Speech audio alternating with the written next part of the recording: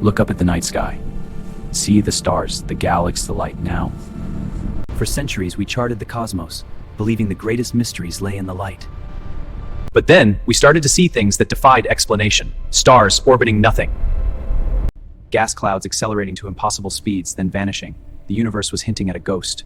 A ghost we call the black hole. It tells over a stream and a stream wide tutorial. This is its story, and the story of our desperate desire to understand it. Our journey begins not at the hole itself, but at its doorstep, the accretion disk. A graveyard of comets, asteroids, and entire stars ground into a superheated plasma. Here, matter is accelerated to near the speed of light, heated to billions of degrees by friction and magnetic stress. The energy emitted from this region can outshine all the stars in a galaxy.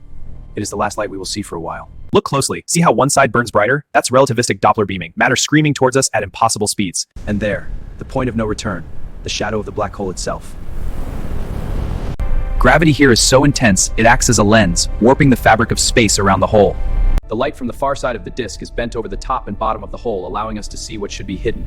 This is gravitational lensing. It's not just an illusion, it's a glimpse of a universe where the rules of geometry have been rewritten. Watch the star. As its light skims the edge of the black hole, it takes multiple paths to reach us.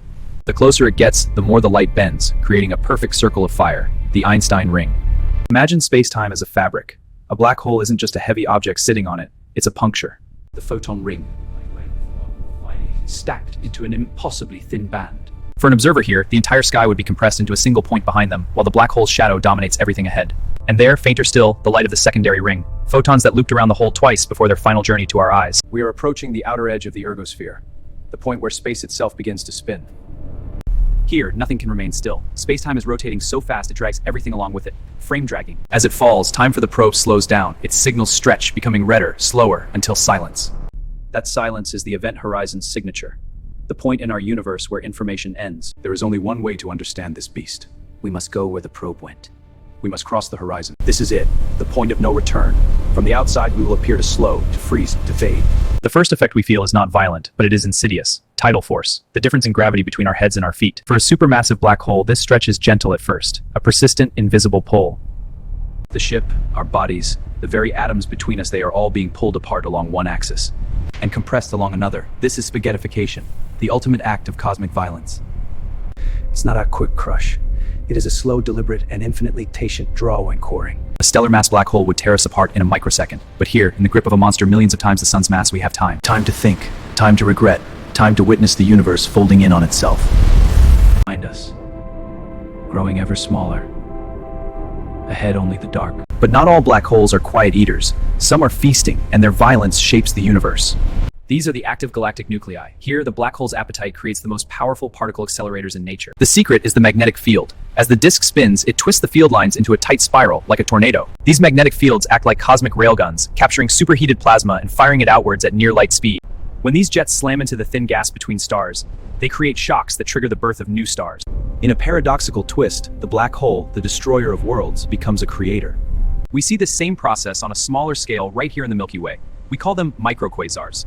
And if we happen to be looking straight down the barrel of one of these cosmic guns, we see a blazar, a beacon of madness across the universe. The energy is staggering. A single blazar that, for all their charge, black holes are the universe's brightest lights. These structures sculpt galaxies, dictate their evolution, and seed the cosmos with energy. To truly understand, we must look to our own backyard, to the heart of the Milky Way. For decades, astronomers watched a small group of stars here. They danced around an invisible partner. Their speeds and paths could only be explained by one thing: a gravitational master 4 million times the mass of our sun. They call it Sagittarius A, our own quiet, supermassive giant. These stellar orbits are the most elegant proof of Einstein's genius. They are testaments to a warped reality we can now see. In 2014, we saw a gas cloud venture too close. We watched, for the first time, as a black hole began its meal. The cloud didn't just fall in, it was stretched into a noodle, its front end accelerating far ahead of its tail. As the gas finally reached the black hole's throat, it heated up and screamed, a faint, final echo of its destruction. It is one thing to imagine this violence. It is another to see it happen, to measure it, to prove it. The beast is real. It is there, and it is waiting. As we near the horizon, the universe outside begins to die, not with a bang, but with a slow, red-shifted sigh. Time for us is running normally, but to an observer out there, we are slowing down, freezing, fading into the red. From the outside, we will never cross the horizon. We will simply become a permanent, fading photograph pinned to the wall of the black hole. But from the inside, we have only seconds left. The horizon is behind us now. There is no going back. The universe we knew is gone. All that remains is this. The information paradox. What happens to us? Does our story, our information simply vanish from the universe? Quantum mechanics says information cannot be destroyed, but general relativity says it must be lost forever in the singularity. Stephen Hawking showed that black hole for a particle in a faint glow called Hawking radiation. But does that radiation carry our story with it? Is it encoded in these quantum particles scattered across the cosmos? We don't know. The clock hits zero. The equations break. We have reached the singularity, the end of everything we know. What is a singularity? It's not a point in space. It's a moment in time, the final moment for everything that falls out. All matter, all energy, all information is crushed to infinite density. The laws of physics cease to apply. Here, time is not a river. It is a dimension like space. The future is not ahead. It is everywhere. This is the cosmic ocean from which everything came. A place of pure, undifferentiated potential. Some theories suggest our universe itself was born from a singularity, that every black hole could be a seed for a new cosmos. A new universe, born from the death of a star in ours, but completely disconnected. A reality forever hidden behind its own event horizon. We cannot go to a black hole, but in our minds we can. And what we find there changes how we see everything else. We see that light and dark are not opposites, but partners. That destruction and creation are the same force. We see that our universe is not a quiet, static place. It is a dynamic, violent, and beautiful machine powered by gravity. And at the heart of that machine, in the darkness between the stars, lies the ultimate mystery, an invitation to wonder.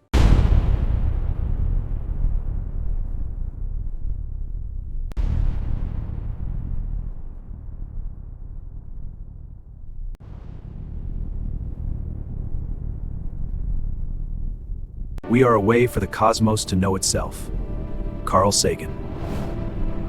But we know what it is.